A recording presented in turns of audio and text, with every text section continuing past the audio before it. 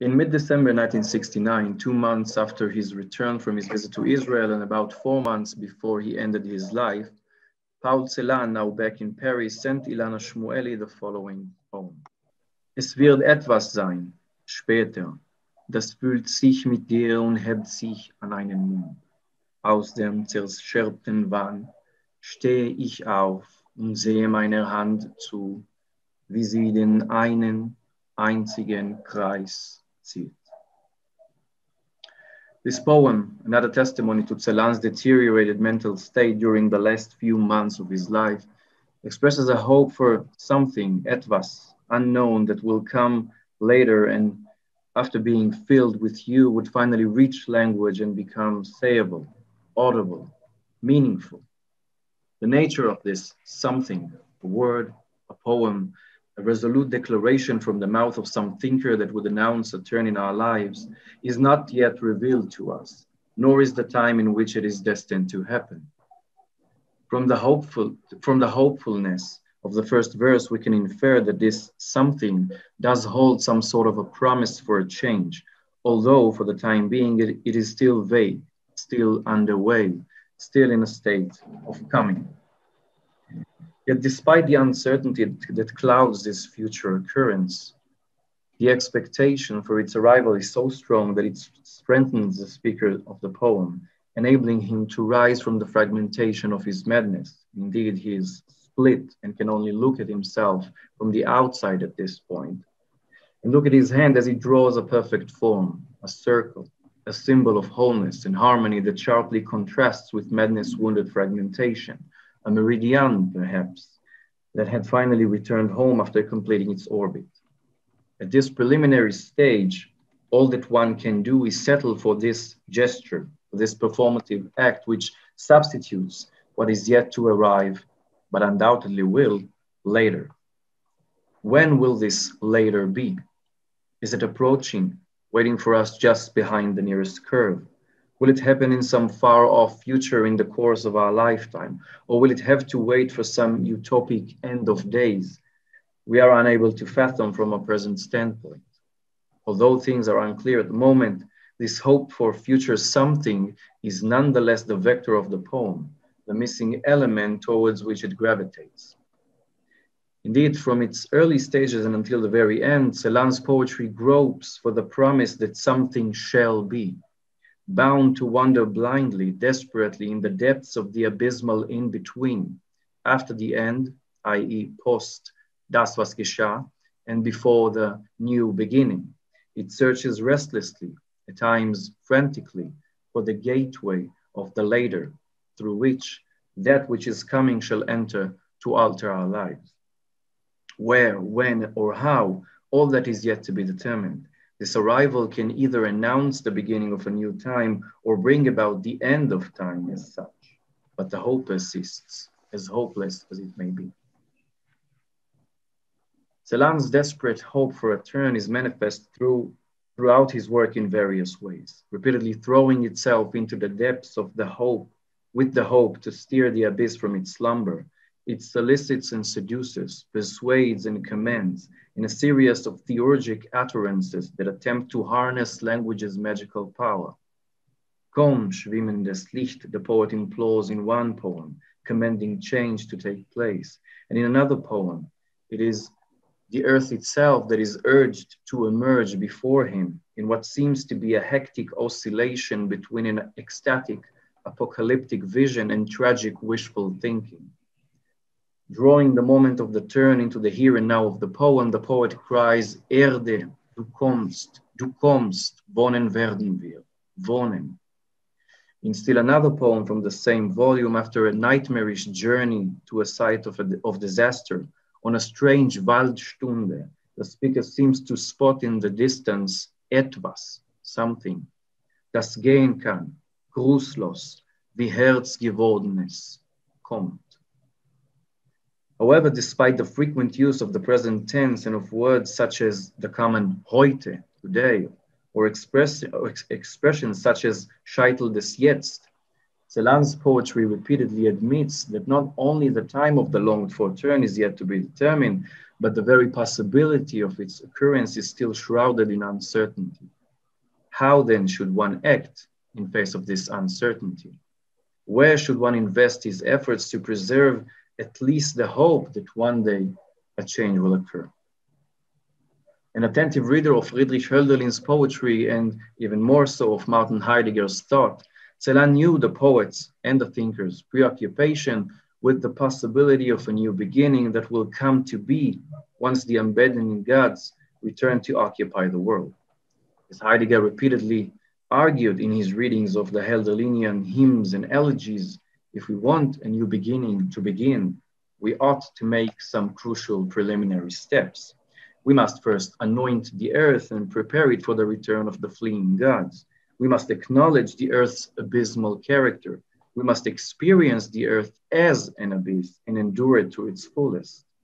The abysmal preparation is assigned by Heidegger to the poets, for they are the ones who, quote unquote, reach sooner into the abyss, carrying language with them on this terrifying journey. Poets are the ones who announce das Kommendes, that which is coming.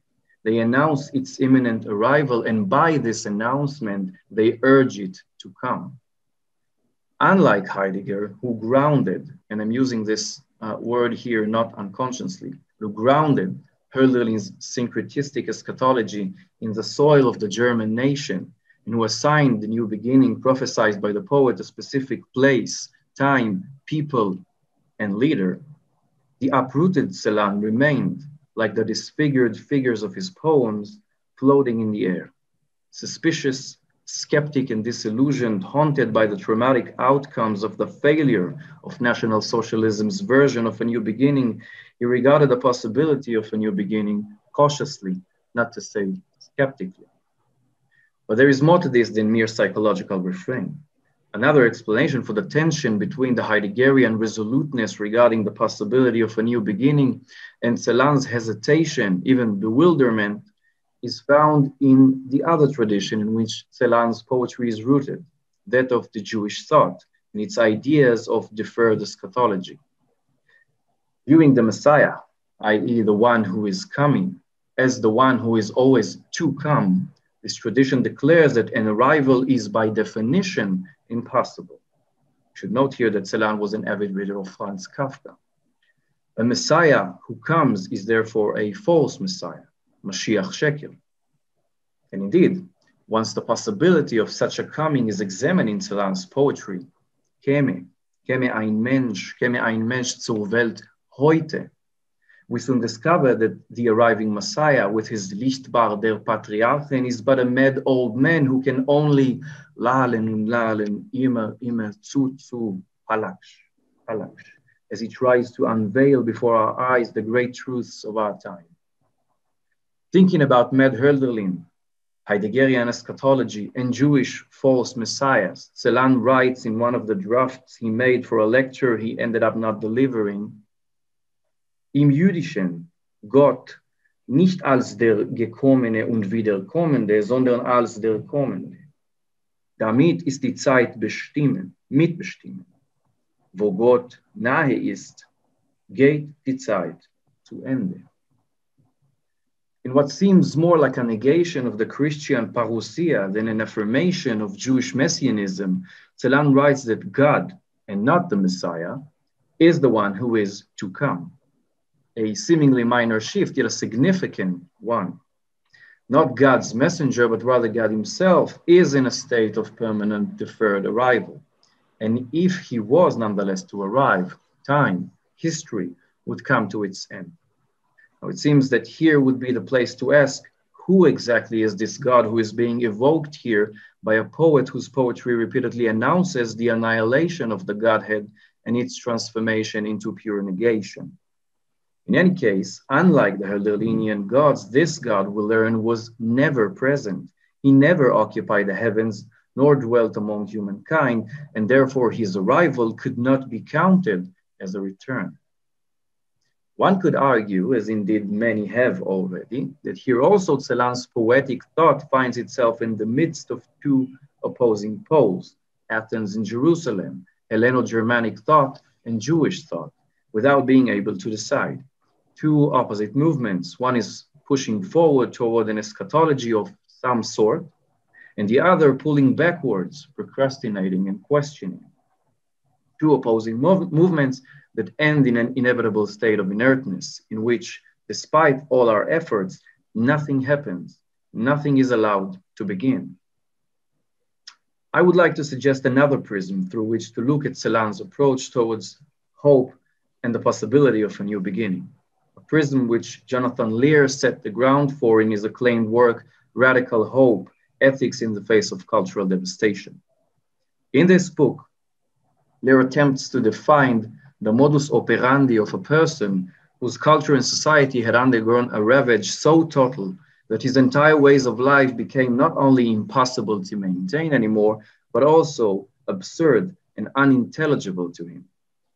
Recounting the tragic story of the Native American Crow Nation, whose loss of hunting territories annihilated their centuries-old way of life as wandering hunters, Lear reveals the depths and magnitude of such a cultural collapse, which is characterized, according to him, by a quote unquote breakdown of the field in which occurrences occur. This kind of devastation is so deep that what is lost is not this or that cultural practice, but the infrastructure that conditioned and enabled all the different practices and occurrences of a certain society. The ground itself is what is lost here. The collapse is ontological. Accordingly, the historical temporality of the collapsed society also disintegrates, as the society's now is being severed from the historical fabric within which the society's genetics are preserved. It loses its context and becomes meaningless. The post-catastrophe now is a solitary moment that cannot be joined into a series of moments that form society's collective history. What then can be done in the face of such an abysmal present? Lear's suggestion sounds conspicuously Heideggerian. What would be required, though, would be a new Crow poet, one who could take up the Crow past and rather than use it for nostalgia or Ersatzmimesis, project it into vibrant new ways for the Crow to live and to be. Here by poet, I mean the broadest sense of a creative maker of meaningful space. The possibility for such a poet is precisely the possibility for the creation of a new field of possibilities. Yet, what if this poet, himself a member of this devastated culture, is bound to wander blindly, like the other surviving members of his society, in the heavy fog of uncertainty and meaninglessness? How would such a poet be able to gather not only creative powers, but new materials from which to create a new meaningful space? Where should this poet find new resources to do so in an age of absurdity and unintelligibility? And most important, toward what future should that poet aim his creative endeavors?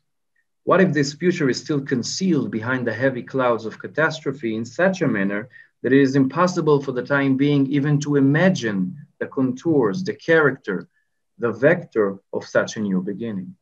Is not the ability to turn yourself towards a desired future a precondition of the act of bearing testimony and of commemoration, hoping that the residents of this future will heed your call, cherish the memory, and learn from the tragedies of the past?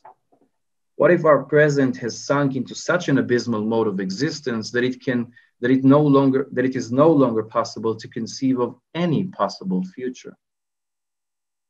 In a state where practical reason collapses in the face of utter destruction to such an extent that we are unable even to imagine a future goodness toward which to turn our efforts, and yet at the same time, paradoxical as it may be, we cannot but invest all our resources and energy in a hopeful and desperate expectation for this goodness. Then, Lear argues, we find ourselves practicing radical hope. Radical hope is exactly this paradoxical leap in the midst of the abysmal facticity of our lives, which refuses to discard the hope that some goodness will eventually appear, sometime, somewhere, in a manner still unknown to us. This reasoning acknowledges that one is at some kind of practical horizon without thereby trying to peek over it.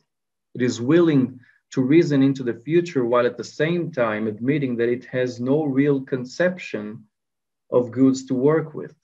It is committed to the bare idea that something good will emerge. It thereby manifests a commitment to the idea that the goodness of the world transcends one's limited and vulnerable attempts to understand it. The fact that we are sunken in the darkness of the present does not mean that we cannot commit to a goodness which transcends our current ability to understand what it is at the moment. This peculiar form of hopefulness, Lear concludes, is basically the hope for revival, for coming back to life in a form that is not yet intelligible. And it is for that reason exactly that this hope is characterized as radical. Although those who practice it lack the adequate concepts to conceptualize the future toward which they are aiming their lives, they nevertheless hope. They hope and they act, maneuvering in utter darkness. Some, as the chief of the Crow Nation, put their faith in dreams and visions. Some track down and gather fragmented hints and partial clues of what once was alive and preserve them for future generations. Some, as Hubert Dreyfus suggests in his Heideggerian reading of Lear's book, return to marginal practices that, thanks to their marginality, manage to outlive the catastrophe and maintain their value and vividness. Others turn to language, to poetry, and put their faith in the redemptive powers of the poetic word. To conclude, the irresolvable tension between the uncertainty about a hoped-for future and, at times, even the dark pessimism regarding the very possibility of such a future to actually arrive, and the urge stemming from a desperate need to act in the present with the hope that such action will bear fruit somewhere along the way, is a fundamental characteristic of Paul Celan's poetry. This is made manifest throughout the years in numerous forms and manners, among the most famous of which is Celan's definition of the poem as a Flaschenpost cast into the open sea with the uncertain hope that it will eventually reach a destination. Despite being vague and concealed at the present moment, the poem, in fact, the entire poetic endeavor, reaches out for it. It strives for it and seeks it with the grave acknowledgement that, quote unquote, reality isn't just there, but must be sought after and won. Navigating in the darkness of the no more, Celan's poems seek to realize the not yet and make it into a here and now reality, despite the fact that they do not know what it is that they are aiming for. In the face of his world's annihilations, Celan's poetry shapes as an act of hoping without knowing what is it that is being hoped for. A hope without an object, a journey without a determined destination, and without any guarantee that what we are working towards would eventually be achieved.